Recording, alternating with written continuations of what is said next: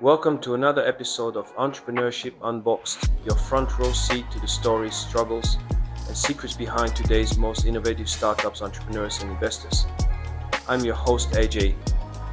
Today, we're diving deep into the heart of Morocco's entrepreneurial ecosystem with our distinguished guest, Redouane Bastajib Al Hilali. As the CEO of Act Venture, Redouane has been instrumental in bridging the gap between investors and startups, empowering Moroccan small and medium-sized enterprises (SMEs) to thrive. Get ready for a powerful conversation filled with insights, strategies, and stories that will inspire and motivate you. Let's get started. Welcome to the show, Redouane.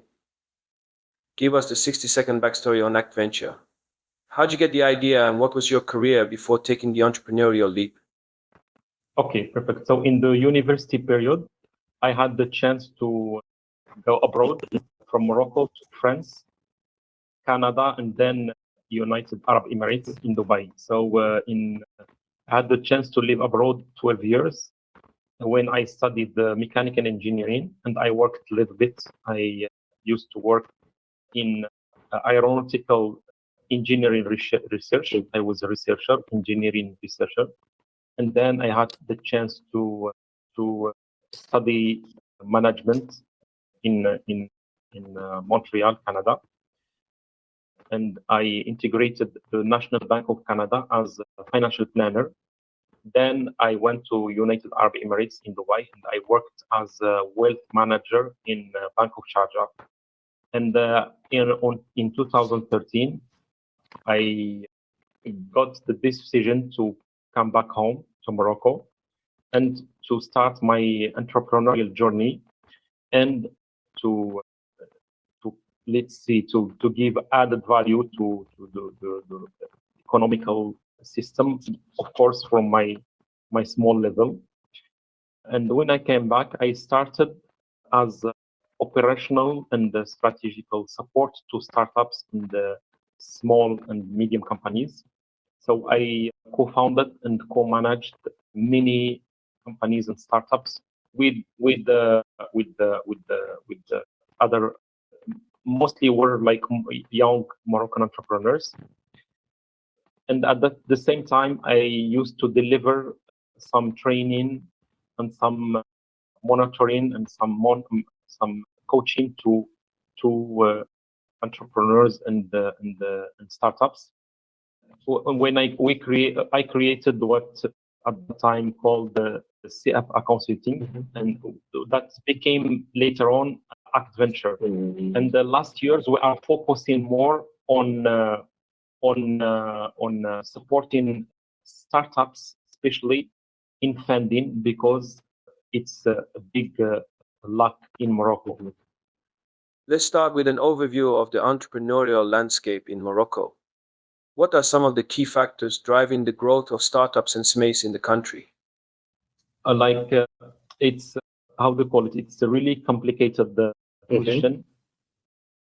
What I could see, because there is a huge difference between startup ecosystem and SMEs ecosystem. Look, SMEs ecosystem, it's quite old ecosystem. You know, it started many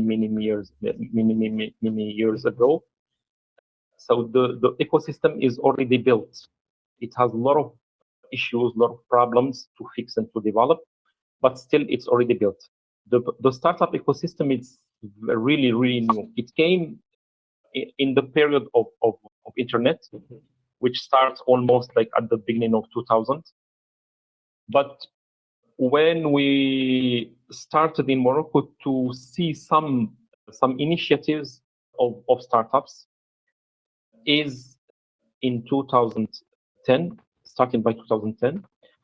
And now, at that time, we started to see that there is a kind of ecosystem developing. Now, when we say ecosystem, we talk about companies who support startups like incubators, accelerators. We talk about funds, like local funds. For example, one of the first funds was Maroc Numeric Fund. Now we have like Innovinvest, we have Innov Idea, and so on. So and the same time, like when we talk about ecosystem, we talk about entrepreneurs who are willing to get in this adventure.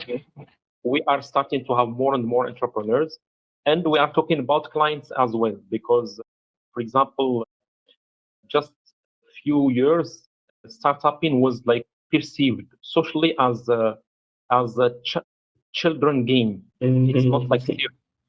Children game and the media phenomena. That's it. Like we're talking on TV, on okay, startups. It looks nice. It looks fancy. It looks cool, but it seems not really interesting financially. You understand what I mean?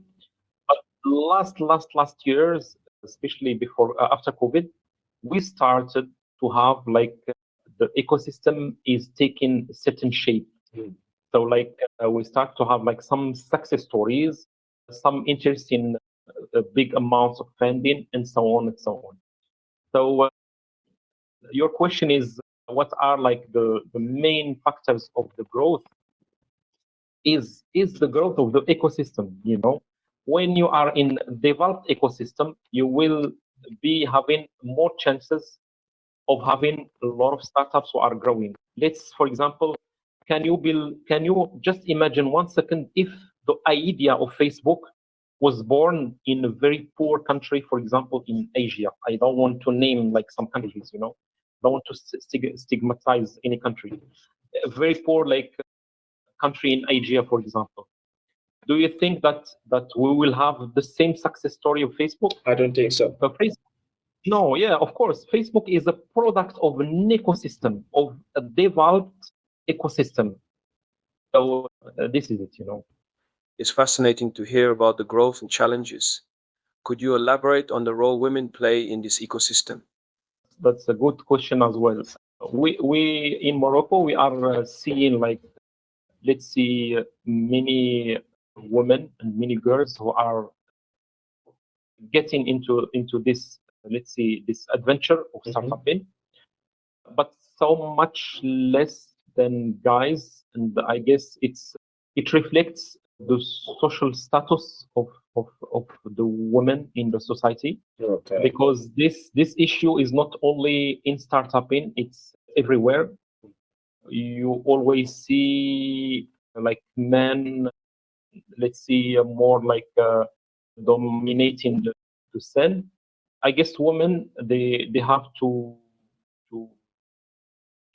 believe more into themselves and get in the field, and let's see, stop to listen in their internal voice that says that like the place of woman is somewhere else. Then in entrepreneurial saying it's more in, let's see, in the kitchen, or like she's like her place is as an assistant, not a CEO or something like that. You know, Definitely. I guess they have to double the effort comparing to the men, because they are like, how they call it, with themselves.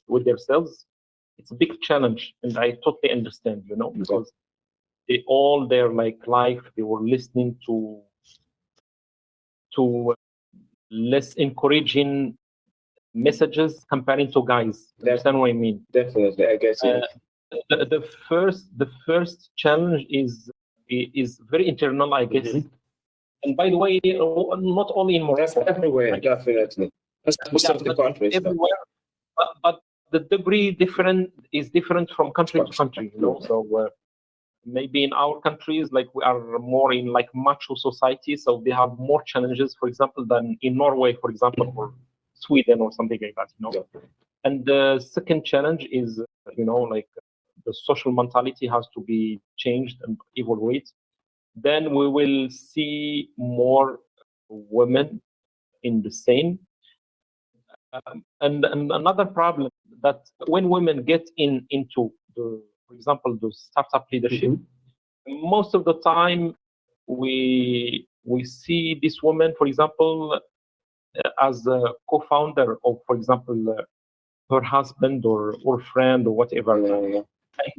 And how they call it, and the we don't give enough like social reward to the women. We give it more to the men. Say, okay, it's because of the men, but you understand what I mean? Yeah. So so it's the mentality has to be changed. But thanks God, I cross a lot of, not only in startup and in entrepreneurship, a lot of women, more and more, and they are like imposing their point of view. They are like pushing and they are like fighting, and I really appreciate it.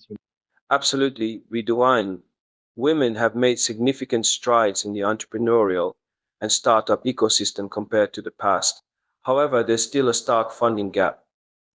Women-owned startups typically receive significantly less early-stage funding than their male counterparts, averaging $935,000 compared to $2.1 million. Despite this, women-founded businesses deliver higher revenues, returning 78 cents per dollar of investment compared to 31 cents for men, making them excellent investments. This disparity stems from biases in the investment process and a lack of familiarity with products marketed to women. To bridge this gap, it's crucial for VC firms to include more women in decision-making roles and eliminate biases. Accelerators should actively support and mentor female entrepreneurs. Additionally, women entrepreneurs need to be well prepared and assertive in their pitches, focusing on targeting female-friendly investors. What are the biggest challenges Moroccan entrepreneurs face today, and how can they turn these challenges into opportunities? Let's talk about figures. We say figures don't lie. Definitely. We have an institution that's called InfoRisk. Are naming the let's see the three major reason for bankruptcy in Morocco for companies in Morocco, like startups and the SMEs. The three are the reasons are three. The one is the lack of training, of management training of entrepreneurs. So this is the first. The second is the delay of payment. Like we have a huge problem of delay of the payment, especially people who work on B2B or B2G, business to government. So this is so killing. For example, I myself, like in my previous project where I'm co-founder or co-manager, we have a very big issue to get paid. For example, sometimes you wait till 2 years, 3 years. Wow. You understand what I mean? Yes. It's so common, so common. Like 6 months is like, let's see, you are so lucky. Wow. Yes. No, it's really a killing phenomena in Morocco. The third thing is the lack of funding. So unfortunately, like everybody is waiting for the government to fund some startups and some SMEs. I guess the private sector and the private, let's see, individuals, they have to switch their mentality. I will just give you an example. In France, for example, there is 26,000 business angel who invest on startups. Morocco, I guess we don't have more than 20. Why? The problem it's not we don't have investors. We have investors, but the mentality of investing is extremely conservative in Morocco. The majority of people, they invest on what we call land and stones, like real estate. Like you will buy land, or you will buy, for example, apartment or like building or something like that. Like I guess we have to switch the mentality, and the private sector has to switch the mentality and invest more in the SMEs and startups.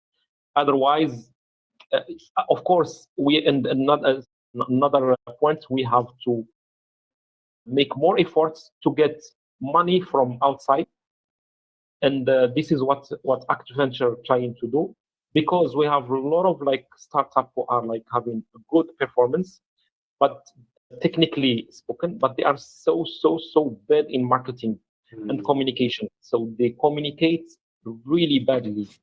You understand what I mean?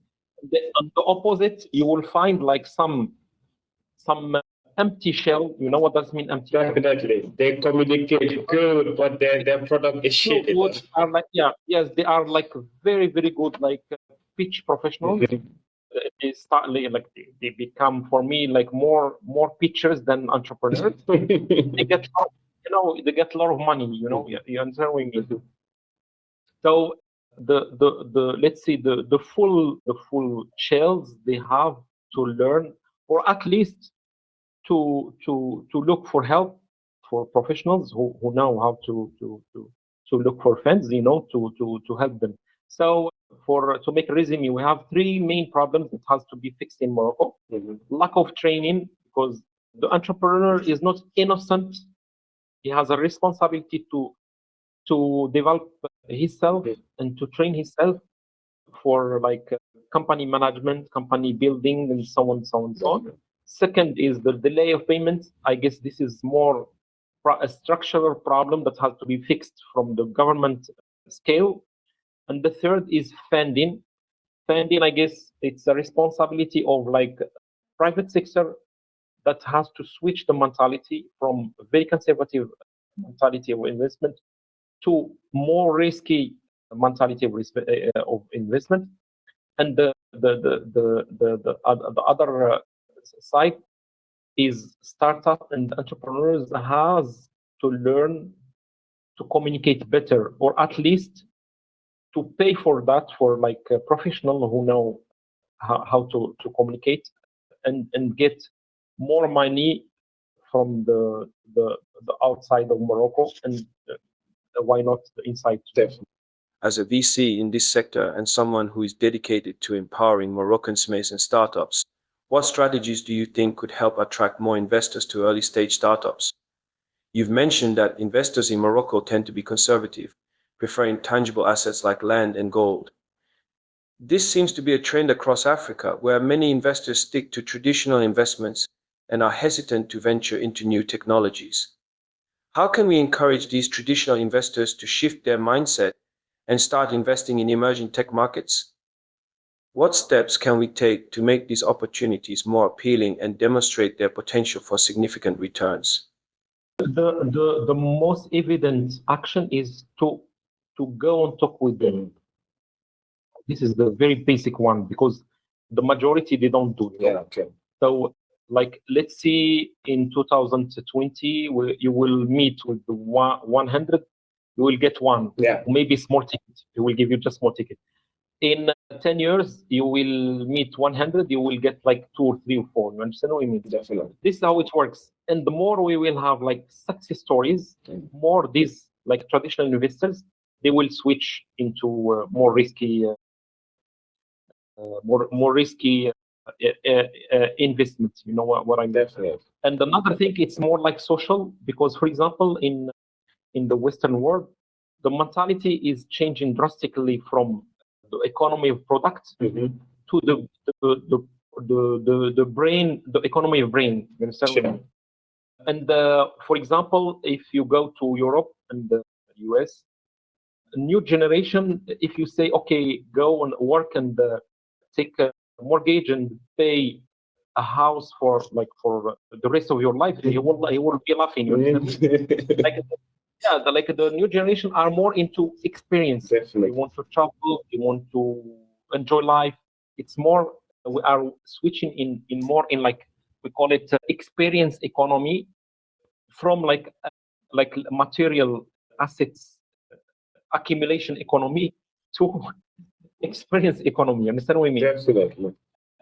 For sure, like it's coming because the most of my, let's see, the startup I work with, they are like young people, and I could see this switch of the mentality. Okay. But so far, the like statistically, we all know that 80% of the richness of the world is held by 50 and more. Definitely. Like 50, like people who are like 50 years old and more. You know what I mean? Definitely. I can, like, let's see, like in 30 years, the guy of 20, he will be 50. You understand what I mean? Maybe he will be wealthy. You understand? But we have a lack of 30 years. We cannot wait, you understand, till this generation will grow up. We need to convince these 50 and more to help these like 20 or 30 entrepreneurs, not to help, to invest on these 20 or 30 entrepreneurs. Definitely, that's really good. So it's really a mentality issue, but we like we who are working in the support system and the entrepreneurs, we should make a big effort of communication and go and talk with these people, understand what I mean? And show them, for example, even like we have, for example, Morocco and Africa, we have very few success stories, but still, these very few, we have to over communicate them. You're absolutely right, Redouane. The lack of effective communication and media attention is a significant barrier holding back the entrepreneurial ecosystem in Africa. We often see startups doing exceptional work, but they don't receive the media coverage they deserve. This needs to change. For example, in other continents, when a startup raises millions or an entrepreneur has a successful exit, it's widely publicized, inspiring and encouraging young entrepreneurs. In Africa, these stories often go unnoticed. How have government initiatives impacted the entrepreneurial landscape in Morocco? Can you share specific programs that have been particularly effective? Yeah, as I told you, we have like in Morocco and Africa, we have a big lack of funding. So any kind of initiative, let's see, it will be interesting and it will be welcome. You understand what I mean? But let's come back to the basic things. The role of a government, like as theoretician says, are two things: are the monopoly of force, of violence, so nobody can like use violence except the state, and the preservation of the assets of the society. Okay. The government role is not innovation at all. You understand what I mean? So the economical actors, the social actors, and the political actors, they create things. Then the state and the government, they come and they preserve these things. You understand what I mean? So if we didn't have like in 2000 like a couple of initiatives and entrepreneurs who were trying and fighting to build up some things in startup in technology, we couldn't see, for example, I guess it starts by 2015 or 16, something like that, some small initiatives from the government, you understand me? Yeah. So these programs are not, let's see, are welcome, but they are really not enough. You understand what I mean? So we have, for example, we had the Maroc Numérique Fund. They were like giving some tickets to some startups. It's not that bad, you understand, but it's not enough. You understand what I mean? Because we need more like private investment, because private investment is so quick. Government is and the entrepreneurial speed should be really fast. Definitely. If you go with the government, it's so long. So how to call it? So slow. So yeah, so slow. This is the problem. You have to integrate program. You have to go from this was more like a strain that than a pushing. You understand? Definitely, you're right. Yeah, I'm not saying it's bad. It's so much better than nothing. You understand what I mean? But I would like in ideal world, I would like prefer having like more like VCs, more business angels, more like a private equity actors. You understand what I mean? So our like banking system is so conservative. Like I used to work and live in Dubai. So I know what am I talking about. Like ideally, I would see a world looking like Dubai or like Emirates. Like let's see very open market. Like economy. You will see like banks from all over the world. We will see actors from all over the world. The money exit, it's not complicated. Like for example, what we have in Morocco. So this is my idea. Let's see. For example, we had the idea from Maroc PME. We had now we are having Invest. So this is like are more for startups. For SMEs, and we still having like Intilaqa, we are having Forsa. I'm not saying are bad, not at all, because every single standing initiative is more welcome. You understand what I mean? Definitely. But as I told you, in the ideal world, I would prefer that private investments will be so much more active and more like involved than the government investment. Given your extensive experience in this field, Redouane, what steps do you think the government and lawmakers could take to attract more foreign investors, VCS, and entrepreneurs to Morocco? What policies or initiatives could be implemented to make the environment more appealing, signaling that Morocco is a favorable place for investment and entrepreneurship due to its supportive and streamlined regulations? Yes, it's to make their life easier, to be honest with you. Because, for example, the problem is legislation in Morocco. For example, I'm an American investor. I will meet a Moroccan startup. I will come. The Moroccan startup has a company in Morocco. I will put my money. I will invest on this startup. But if I want to have the exit of my money, I cannot. You understand what I mean? Yeah. Yes. So the Central Bank of Morocco, they created a maneuver that let's see that try to fix this issue. Like what you will see, what you will do, you will create a company in US as the headquarter, and you will create this startup will create subsidiary in Morocco, branch in Morocco. You understand what I mean? Then the payment will be. This is what most of e-commerce guys they do. It's very common in Morocco. You understand what I mean? Okay. So these legislations, these laws, they have to be really more simplified. You understand what I mean? So they have to be more simplified and to attract investors, and otherwise will be still a big issue to attract international funds. Women are playing an increasingly significant role in entrepreneurship in Morocco. What are some unique challenges they face, and how can the ecosystem better support them? Let's see. There are some initiatives from. I remember that there were a program called Min Ajliki. In Ajliki is for you, but for you in feminine, Yeah, so but this initiative was by La PFE. It's Belgian organization. I guess it's Moroccan Belge, but it's more like Belge. This was like program fully for women. Like these initiatives has to spread up more. You understand what I mean? Definitely. So it has to be encouraged. It has to be encouraged and welcome. Yes. Definitely. This is what we call it like the positive discrimination. Definitely. Like if like you have a social category that was like stigmatized and ejected and and not having enough opportunities, like at that point, like the politician, like the government, has to play a role, to have. It's the same story. We need success stories, like woman success stories, to convince the society.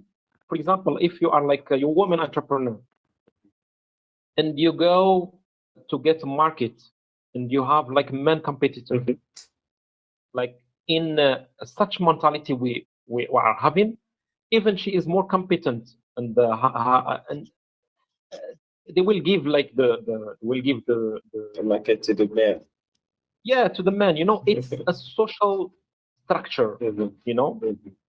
It's evaluating so much, to be honest with you. Like because I opened up my eyes in the Morocco of 80s, and it has nothing to do with the Morocco of 2024. Like things are evaluating so much, to be objective and honest. But still, we need a lot of work for like to have more like success stories of women and to give the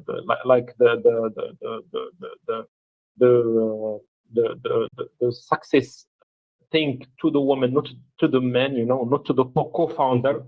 You understand what I mean? Like, we have to recognize that this woman who made it. You understand what I mean?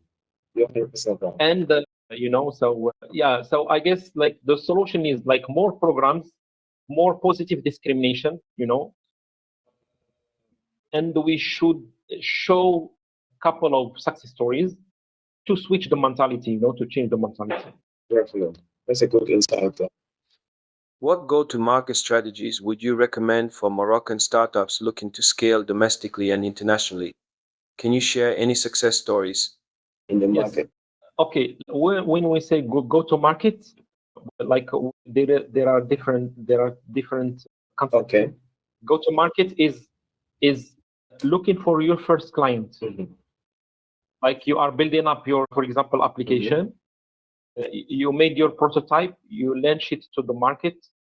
Like, you build up your minimum valuable product, MVP. Then you launch it to market. Then you will try to get your first client. This is the go-to-market. Scaling, it's another story. Scaling is the expansion, to spread. Yeah. You understand me? There are two strategies. The first one is go-to-market. Go-to-market, it's simple. You need to prototype. You understand what I mean? And to go to the market and see the feedback. If you have some people who buy your product, you are right. If they don't, you are wrong. And you have to switch to, we call it iteration. You have to adjust your product or your service, your offer. Let's say your offer. Like, offer, we have like the product or the service. You have the price. You have like the let's say the after service thing. You have like the whole package. Then you launch it to the market. You keep going on this iteration till it works. When it works, you will be let's see like too busy, to respond to your customers, So it's prototyping, launching to the market, get the feedback. If it works, it's fine. Keep going. If not, go back to your offer, adjust the price, the product, the service, the features, blah blah blah, and so on. And you keep going, you launch it, and so on, so on. And in our time, in internet time, we are so lucky because, for example, in the past, before the internet era, for example, I want to buy something, I have to build up manufacturing. I have to go to the bank. I have to take the let's say to buy machines, and I have to pay everything, and then I will get the product, the final product, and I will go to the market. Nobody sell it, buy it, and it will be bankruptcy. And like your grandsons will start continue to pay your debt. Like for generations. Now we are lucky. You could create what we call it digital identity, website, Facebook, blah blah blah blah blah. You could create a simple, how to call it, offer with the picture, with machine, and so on. And you go, and if you are like on software, you launch it by internet, and you will see the feedback. If it works, then you will go and build up your machines and your manufacturer. You understand what I mean? Definitely. If you are hardware, you go and knock at the doors. You understand what I mean? And say, okay, look, this is what we will be having. Would you buy it? You understand what I mean? Yeah. If they say yes, it's fine. If they say no, it's no. You understand what I mean? So there is no market. You understand what I mean? So the prototyping for the software and the hardware with internet era, you could create a whole digital identity and test. You understand what I mean? So this is the point of the go-to-market strategy. Scaling, it's another story. Scaling, for example, we have in Morocco a startup that has like a platform that links Moroccan sellers to sub-Saharan French buyers. Like and the startup, like they are doing this link, and they are offering as well like the logistics, in these. That's a great initiative. Like Amazon in that. Yes, totally. But Amazon, they are lucky because the infrastructure is already there in the US, for example, at the very beginning. In sub-Saharan Africa, the logistic infrastructure is not yet. So the strategy is really simple. What we call it Uber strategy. Uber, for example, when they started, or the conqueror strategy, the successful conqueror in the past, they never disperse their efforts, their forces. They will go city by city. Yeah. So they will go to the main city. They will like beat it. Then they will settle down. They will put some like representatives of them. Then they will go to other cities. The worst thing for a startup scaling is to spread up your efforts. You understand? Because your efforts and your energy is so limited. Like your money is limited, your stuff is limited, everything is limited. So the best strategy for scaling is what we call the Uber strategy or the conqueror strategy. You go city by city, you understand, or country by country. You understand? You have before scaling, you have to fix your roots in your country, for example. You have to fix up your roots in, for example, in Morocco. Then you would say, okay, I will scale in Senegal or in Dakar, especially. Not Senegal is too big, So I will go to Dakar. You understand what I mean? Then I will attack the market. It works. That's really good. I will settle down there and I will fix my roots in Dakar. Then I will go, for example, to Kinshasa, for example, or to another country. So, like step by step, city by city or country by country. This is the most interesting thing. And as I told you, the Moroccan startup is doing a great job, and they are really settling down, in French, in Francophone Africa, Funding is a critical aspect of entrepreneurship. What innovative funding approaches should Moroccan entrepreneurs consider beyond traditional bank loans? Yeah. As I told you, the most innovative way is to contact, to knock at the doors first, Maybe you will not be totally ready, to, let's see, in terms of communication, in terms of skills of pitching and documentation preparation, but still you have to make the action, or at least you have to get help for example, fundraisers, like for example us, like Actventure or other fundraisers, in Morocco or in Africa. You understand what I mean?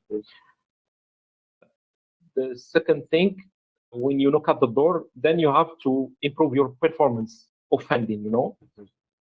You have, because I guess it's a whole competency. It's you have to learn how to communicate with the investors. And I guess the first quality of a good funder is empathy. Empathy is putting yourself in the side of the other. Yeah. Yeah, empathy is important. Is extremely important. So, for example, we have many types of. We have institutional funders. We have venture capital firms. We have business angels. We have private investors. All these like investors. Every investor has expectations totally different from the other. You understand what I mean? So I need to understand the expectation of everybody and try to let's say to speak his language. You understand what I mean? Because most of entrepreneurs, they have one pitch and they are so excited, they start to la la la la la la la la la. You understand what I mean? Yeah. You're right. The same cassette is repeated, you know, for all kind of investors. You understand what I mean? Because I knew some stories that some guys, they have just in the phase of ideation, just an idea. You understand what I mean? But they are so good pitchers, you know. What we call them event entrepreneurs. Like they participated in all entrepreneurial events, you know, in Morocco, and they became professional pitchers, and they start, for example, to get 100,000 from here, 100,000 from there, 200,000 from here. You understand what I mean? When, for example, you sit with them, you said, okay, what is your project? No, they have nothing. You understand what I mean? They have nothing, not even empty shell. They have just like, how they call it, you know. What is for me as like actor of this ecosystem, what is so much frustration me is like the technical guys. They are so smart and technical, and they have like a very interesting, like a real product, not fake one. And they have the market, you know, like potential market. But they are struggling, you understand what I mean? They don't communicate at all, you know, like they are like hiding themselves, you understand what I mean? So let's see, the most innovative thing is empathy, you understand what I mean? To be innovative, you have to develop your empathy. No, I'm not talking about like the bad manipulation, you know, like to scam people. No, but just to adapt your speech to your investor, you know, because as I told you, we have so many types of investors, and their expectations are totally. For example, let's go to government officer, for example, who is like who is like a head of government fund. In his program, for example, they need, for example, to help startups who will recruit people. You understand what I mean? For employment, you understand what I mean? Yeah. And you are like talking about return rate. You understand what I mean? Or return on investment. Return on investment, you have to talk about this to VC, for example, because return on investment is very important for them, you know. So business angel, for example, who is putting his money only for climate tech, for example, because he believes on climate change, and he wants to put his money on entrepreneurs who are fixing this issue. You should highlight more like the impact of your startup on the climate change. You understand what I mean? Of course, you will talk figure and so on, of course.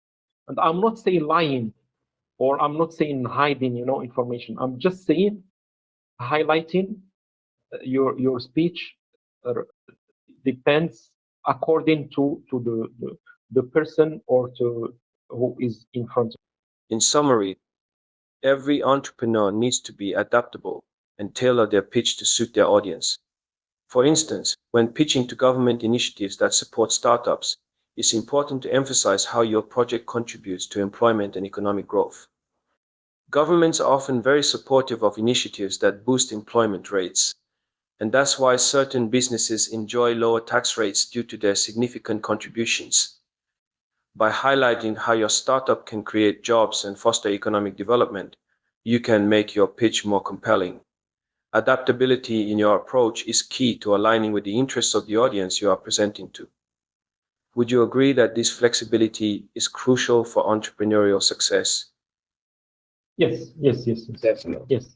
Programs like Interlaca, FOSA, and Innovinvest have been mentioned as support systems. How can entrepreneurs effectively leverage these programs to secure funding and business development assistance? Okay, Intelaka and the Forza are more adapted, as I told, to SMEs. To SMEs. Okay. Yes, not to startups. And I want to take this occasion to make the difference between SME and Okay. startup. This way. The main difference between startup and SME, the classical, we call it classical enterprise, is the scalability. What does it mean scalability? Traditional enterprise, if I want to access to more clients, I need to increase my how do you call it? My cost. Mhm. You understand what I mean? Yeah, okay. So it's a linear relationship between growth of customers and the growth of costs.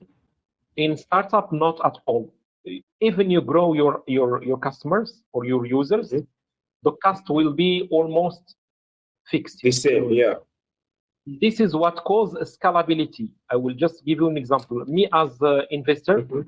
if I want to invest in traditional enterprise or company, Mhm. what will be my expectation of growth growth growth rate of this company? It will be maximum 10%. In a startup, we are talking about something between 300% till 1000% because of the scalability effect. You understand what I mean? Okay. Even I grow my this is what happened in applications and website. Even like I will have 1 billion clients, the cost will still be so low. Comparing, for example, if I'm a traditional company and I want to have 1 billion clients, can you imagine the cost how will be growing? You understand what I mean? Definitely. So this is the difference. So Intelaqa and Forza are more adapted into like entrepreneurs who want to go to a traditional company or enterprise. Invest is more for startups. Mhm. So as I told you, since we have a very big lack of funding, every initiative is welcome. Yeah. You understand what I mean? Just like people have to be aware of like let's see the risk because Intelaka and Forza are mainly loans, Mhm. So they have to get more informed, about let's see like the issues that could be happening, for example, if things fail. You understand what I mean?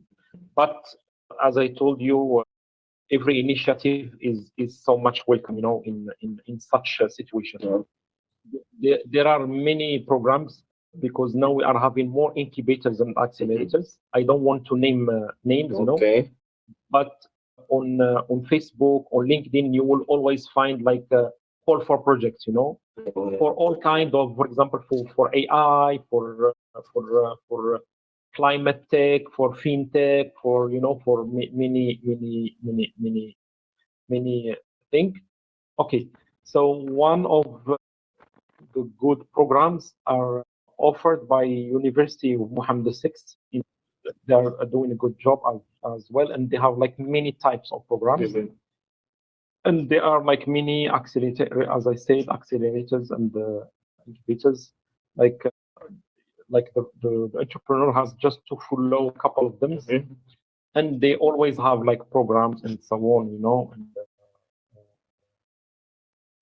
And like even we in Act Venture, we are thinking about like organizing some programs, but specific for funding, like because like we are more oriented and specialized into helping for funding. Mhm. So we may have such programs, Financial literacy is often a barrier to securing funding. What steps can entrepreneurs take to improve their financial literacy and prepare robust business plans? Yeah, as I told you, in the era of internet, uh, except if you really hate finance, you understand what I mean? Mhm. Then you should back up this lack by having a co-founder who is interested by this field or asking for help from professionals. You understand what I mean? Like us, for example, Accenture. But it's really important. It's extremely important, as I told you, preparing a funding kit, I cannot see it's accessible, but it could be accessible for now. For at least, and learning how to create a good pitch, learning how to create executive summary, like on internet, like on YouTube, you could find many things. As I told you, there are many startups who are having good performance, but they don't communicate. They don't have this language, financial language, like how to convince investors, And the other side, event entrepreneurs who most of the time have empty shells, and they get a lot of money. So like financial knowledge is extremely important, and you could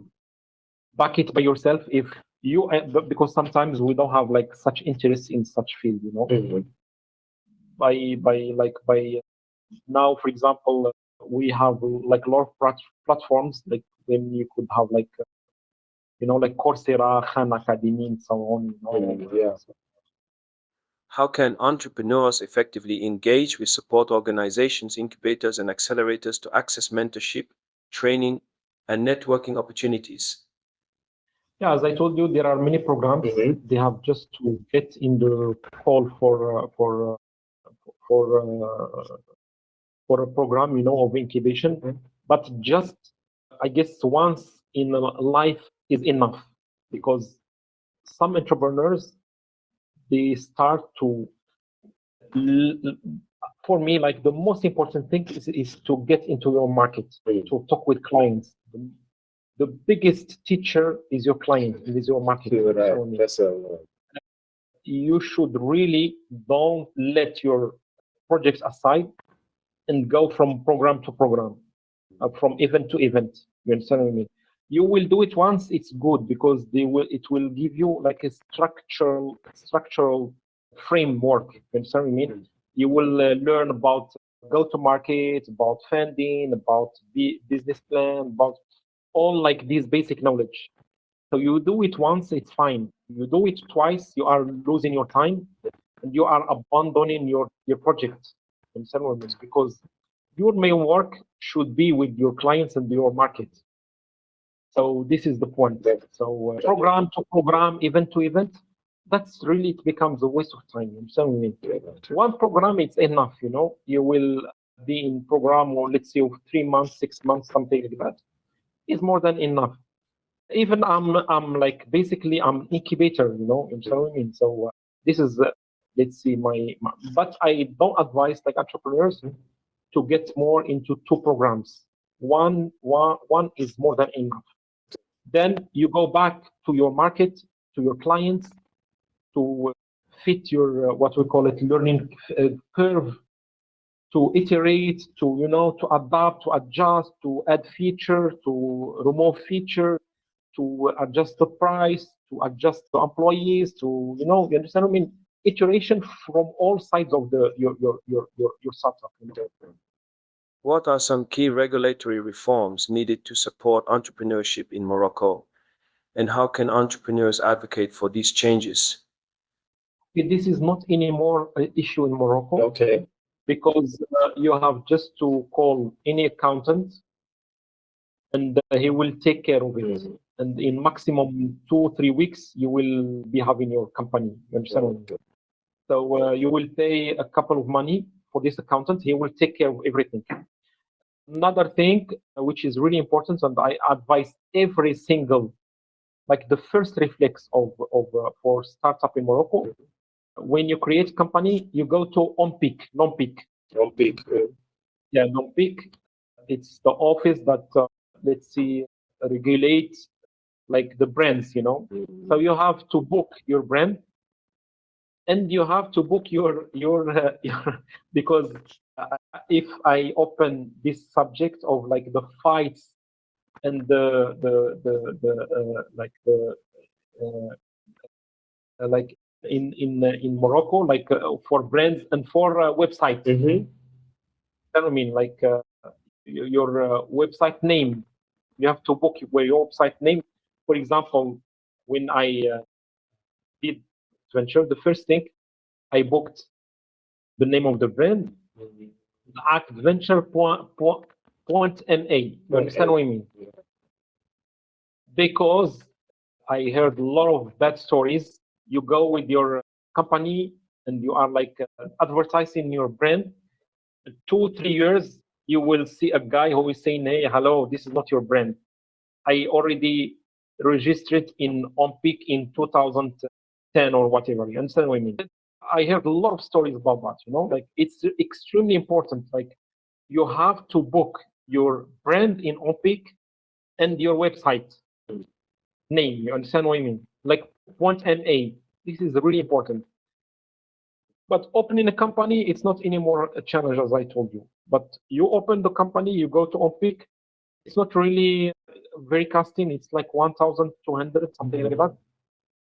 You have to choose the right categories. For example, when you book, for example, for a startup, you don't have to miss a category of telecommunication, for example. You understand what I mean? And other things. Otherwise, you will be in trouble. Especially if you succeed, then everybody will claim this name. It's really easy. Just do it. Like accountants will open a company for you. You go to the OnPick website. It's really easy. Very easy. And you go to the office linked to, because the .ma it's only Etisalat Al Maghrib office, mainly because they are the first provider. Yeah.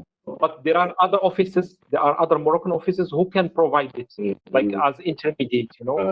If I'm not mistaken, it the information that I have is that is Etisalat Al Maghrib. But there are many companies who can be like intermediate and who can pick website name .ma for you. And if you have a planning of expansion in another country, you should really book it. You should book .com, .net, .org, and so on in this country. Because I told you, I heard a lot of horror stories in ports. Entrepreneurship education is crucial for building future leaders. What initiatives or programs are in place to promote entrepreneurship education from primary to university levels? It's a good question because we don't have to overrate the entrepreneurial career.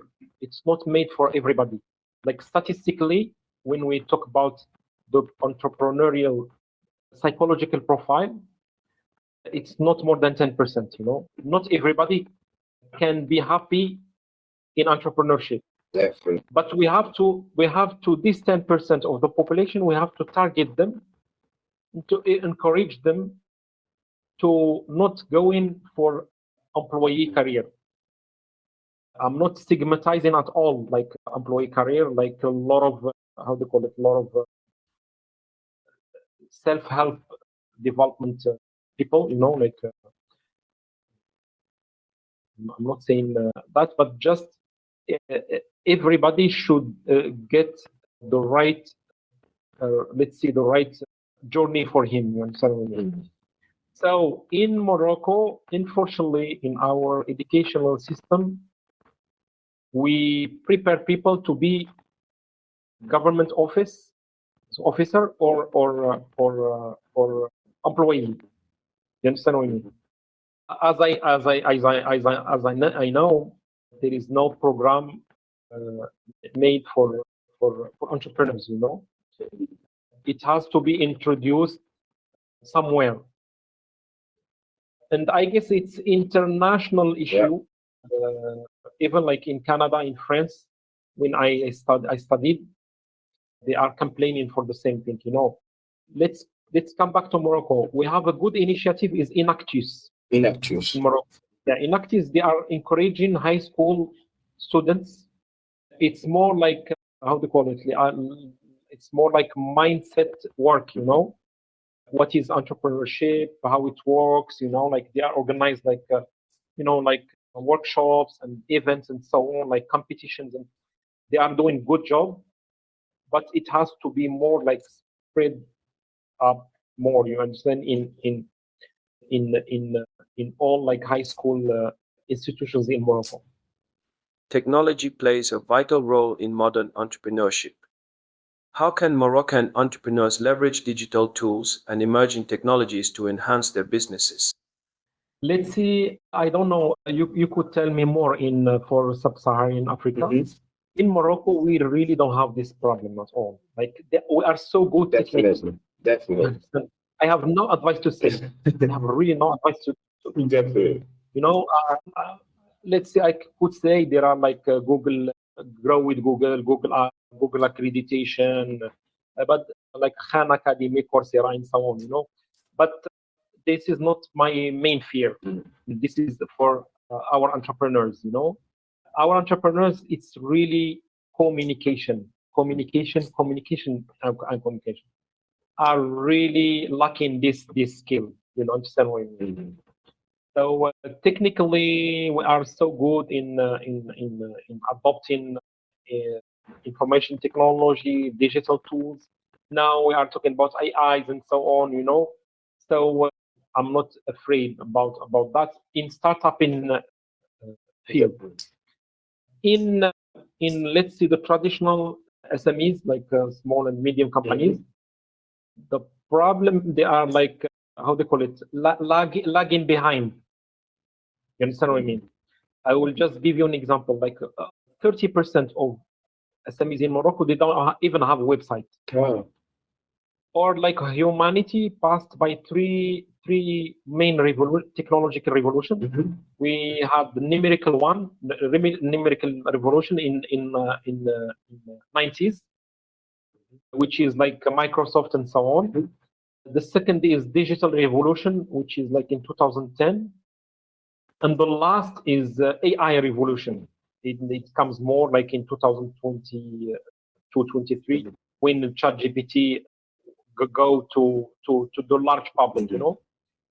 And the digital revolution came around 2010, and we are still lagging behind. Like some companies, they are so resisting in adopting digital tools and communicating with the Facebook and the social media, and many they don't even have websites, a decent website, you know. So for startups, I have no.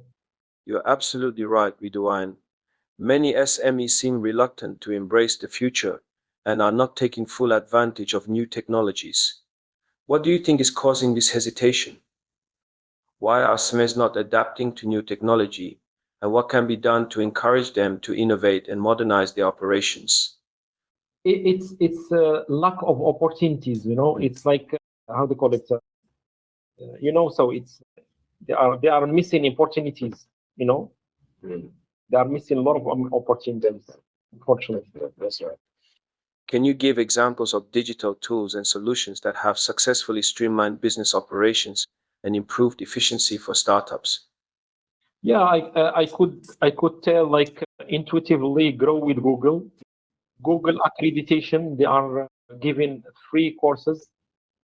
This is like my last update. I'm not sure that they became paid, you know. People, they could have access to Coursera, to Khan Academy, you know. You know, like there are many resources to update your. There are many training programs in Morocco, like from private people. I guess I would advise entrepreneurs to get there. Now we are into AI era. Yeah.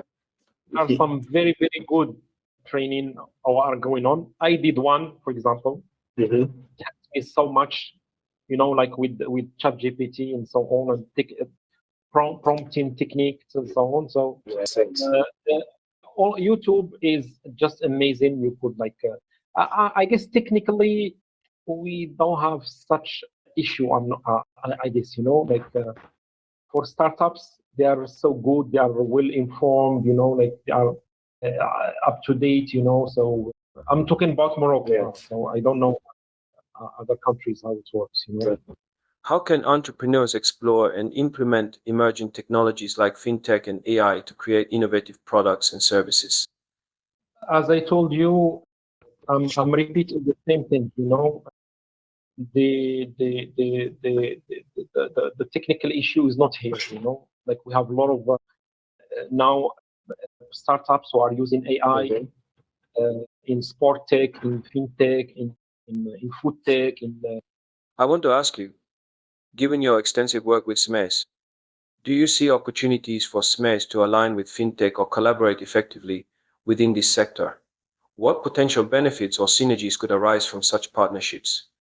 let's see, we have many initiatives of fintech, but fintech is so regulated. You understand what I mean? Regulator is right. It's extremely regulated because our banking system is extremely conservative. You understand what I mean? So you cannot just launch something and you create fintech and launch it.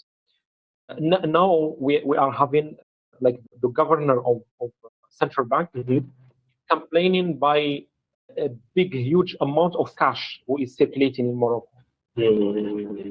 They are trying to push people to use more like electronic transactions. Yeah. I hope it will be a good opportunity for startups to create products that will be adopted. Let's see, politically and economically, like people will use them, and they will be supported by the government. You understand what I mean? Definitely. So, I guess the startup rule in a society is to fixing up the local challenges that no other startup outside could fix them. You understand what I mean? So the example is the circulation of the cash. But you have to fight with and to convince the government actors. Definitely. And for example, can you believe that till now we don't have, let's see, representation of what we call Moroccan digital scene or Moroccan digital actors? We don't have, when we say Moroccan digital actors or entrepreneurship is content creation, is startupping and e-commerce. There are some small initiatives, but very small, but we don't have like big representation. How a minister, for example, of something would change the laws if he doesn't even have like how do you call it how do you call it English interlocutor, like people who can talk with, you understand? Yeah, like representative Representative, of a community. Or of the community, Yeah, sure. So as I told you, entrepreneurs, they are not innocent. They have a lot of like things who are lacking, that they need, because they are the economical actor, actors. Yeah, definitely. So they need to talk at the door of the political actor to convince him, to push him to change the laws, and to show him the potential, like, because politically he would just be convinced for example, a potential of such sector. You understand what I mean? Yeah. Right, I've noticed many initiatives from both the government and private entities aimed at nurturing the entrepreneurial ecosystem.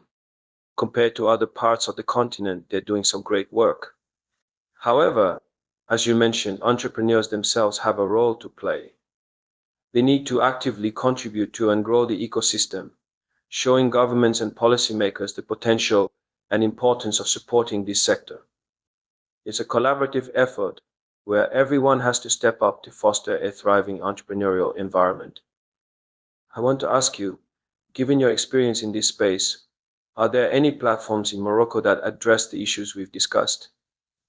For instance, something like Coursera, but tailored for local needs, where someone in a rural area who doesn't understand English or French can access educational tools for entrepreneurs in their local dialect.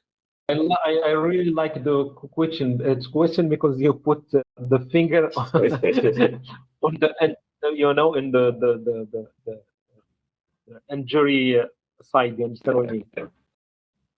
The most content creation that we're having, Moroccan content creation we're having now, is only mindset content creation. For example, we will like the more like, let's see, podcasts are going on, or YouTube Moroccan entrepreneurial content is for example, I will meet a post-success entrepreneur, and he will start to tell his success story and his journey. Or for example, you will see a coach, like a self-development coach, is talking about how to face your fear, how to entrepreneurship is good, employment is bad. Look at the money of this one. Look how much money I made, and so on. So I mean, which is good. I'm not giving some. I'm not criticizing, because the mindset, let's see, the positive mindset is really important. But the practical tool, as I know, we don't have much, so It's lacking. Yeah, it's really lacking. It's more like mindset content creation. You understand? Like inspiration, inspiration, mindset content creation. Absolutely, motivation is important, but how can we balance motivational content with practical advice that listeners can act on? While motivational content is great, providing young entrepreneurs with practical steps and actionable strategies to achieve their goals is crucial. What are your thoughts on this? And how can we ensure our content offers both inspiration and practical guidance?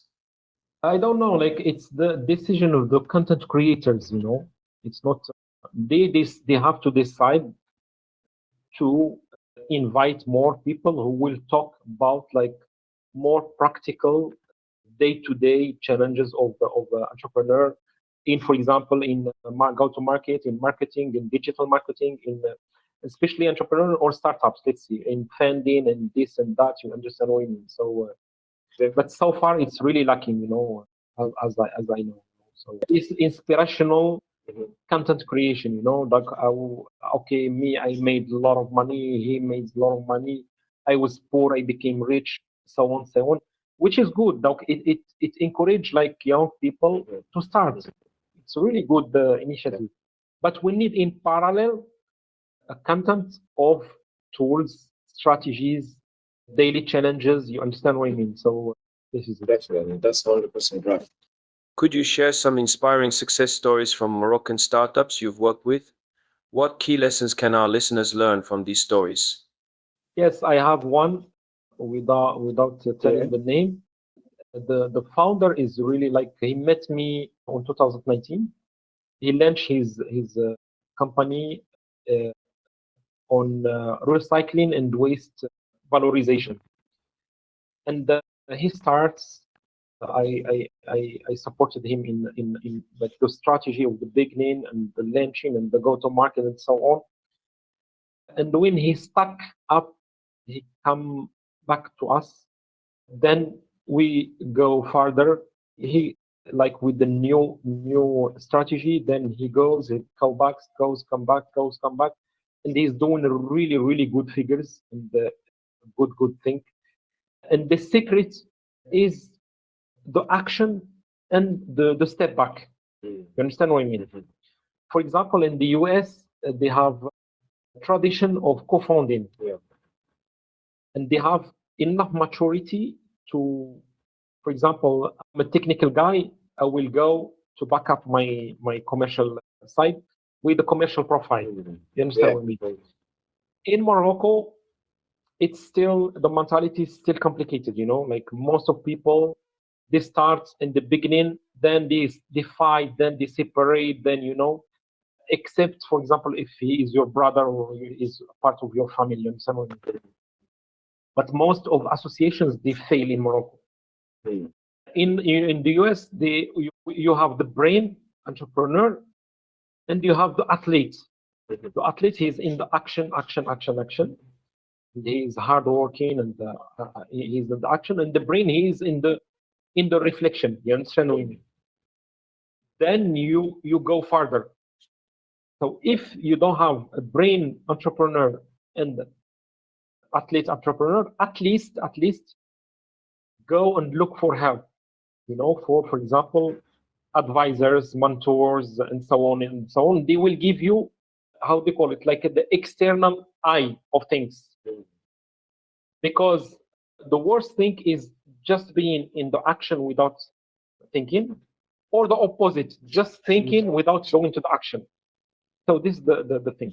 So this company is doing a great job, is doing well, is growing so fast, because the founder, he is athlete guy. He go to the action, then he come back to us to give feedbacks and to reflect. So, or you have to look for co-founder, but for long term, not only for the beginning, and then you will separate and fight. That is complementary for you. Looking ahead, what trends do you see shaping the future of entrepreneurship in Morocco? How can entrepreneurs prepare for these changes? I guess by the way, I'm very, even like we were talking a lot about a lot of like issues, challenges, and problems, but I stay very positive. I guess the future is Africa. I'm so positive, so optimistic about this point. Morocco, of course, is part of Africa. Entrepreneurs, they have to persevere, to stay in the market, to try to compete, and to try to resolve like local problematics. Now we are talking about, for example, we have a lot of issues of urban transportation. We have a lot of issues in fintech, for example, in the cash circulation. We have a lot of issues in water shortage in Morocco. We are in the 6th year of dryness, climate change, education, like online education, it's not yet developed. Entrepreneurs, they should look for these issues, and I guess Morocco and North of Africa and Sub-Saharan Africa, we almost have the same issues. If you fix it for Moroccans, you can do it for the other countries in Africa, and you will have a good opportunity to spread your business. Yes. Finally, what advice would you give to aspiring entrepreneurs in Morocco who are just starting their journey? I would advise them to watch the movie The Founder, about the McDonald's. Not the McDonald's founders are like two brothers, but the movie is on the life of the guy who developed the franchise of McDonald's. He was a failure for 52 years. He was listening to a quotation that says, like the meaning of the quotation is, perseverance always pays. Yeah. So it's not about dedication. Did you see the movie? I watched the movie once. Yeah, I seen the movie once. Very interesting. Yeah. Very interesting. So, perseverance, it's like smartness doesn't work in entrepreneurship. Yeah. Education, like you are fast, you are this and so on. It's really perseverance and determination. Definitely. You should, entrepreneurship, as many people they say, like entrepreneurs, it's not a part-time job, it's not a full-time job, it's not a profession, it's lifestyle. You should get in this lifestyle, in this amazing, challenging, exciting journey. You should go through the learning process. You should desensitize yourself with the problems, with issues, with the hard work, and so on. You should face your fears and pass through this journey of entrepreneurship, and how to get to the let's see, from surviving to thriving is to stay in the market, to learn in your market, and not quit. So this is the advice: is perseverance. If you could gift a single book to every entrepreneur in the world, which one would it be and why? What are one or two books that profoundly shaped your entrepreneurial journey and mindset? Yeah, it's a really simple, basic book, but it really like changed. It's the book who encouraged me to make the decision to quit my last job. That was really well paid in Dubai, very very well paid in Dubai, and to come to Morocco is Poor Dad Rich Dad. It's really basic one, but it's very interesting. Why? Because he was like, let's see, synthesizing the journey of entrepreneur. He was like cutting 3 periods of entrepreneur life. The first 10 years, he was calling the learning period.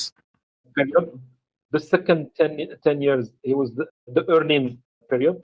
And the last 10 years, he was like calling it like the giving period, where like you could share like your success story and you start to be investor, like from entrepreneur to investor. Yeah. So, and like this image, like it influenced me so much, and I said, okay, since I have to start with like this journey, like of entrepreneurship in Morocco, because I always wanted to have my life in Morocco and to live here. So this book influenced me so much. Can you recall a moment when a failure, either yours or your parents, unexpectedly set the stage for future success? What is the story behind your favorite failure, and how did it become pivotal in your career? Okay, because when we say failure, people they always think about the big failure, like the official bankruptcy. Yeah. I guess entrepreneurship is like bodybuilding. Or no, you go to the gym. You do it's a process of destroying building. You go to the gym, you destroy muscles, then the next day you will eat more like protein to build up your muscles. And by time you will be so strong and very insensitive to pain. You understand what I mean? So failure, I guess we pass through a lot of micro failures through through our like entrepreneurial journey, and we from this failure we build up, for example, a new business model, a new orientation, a new, for example, partners, and so on, new employees sometimes, new market, new this, new this. You understand what I mean? So, and failure and construction, it's a lifestyle. You understand what I mean? Of an entrepreneur. I'm talking about micro failures. About like big failures, how do you call it? They are not that much. You understand what I mean? It happens. Let's see, 2 or 3 times in all your life journey. You understand what I mean? Reflecting on the past 5 years, what new belief or habit have you adopted that has significantly transformed your life and work? How has this change impacted your day-to-day actions and long-term goals? I guess it's the same answer. Since we are in the market, we are facing a lot of challenges, and it's a small destruction of beliefs. You understand what I mean? But the big belief is I'm still believing on Morocco in Africa and entrepreneurship. Let's see, not career, but journey. You understand what I mean? I cannot say I had like a very big switch of belief in Morocco. Not in Morocco, in the last five years. Let's see one, but it's really quite sad. I could see that regarding my experience as entrepreneur, as a support of entrepreneurs. It's more not belief, but it's more like a maturity and constatation that association, like partnership, like co-founders, they don't always work in Morocco. You understand what I mean?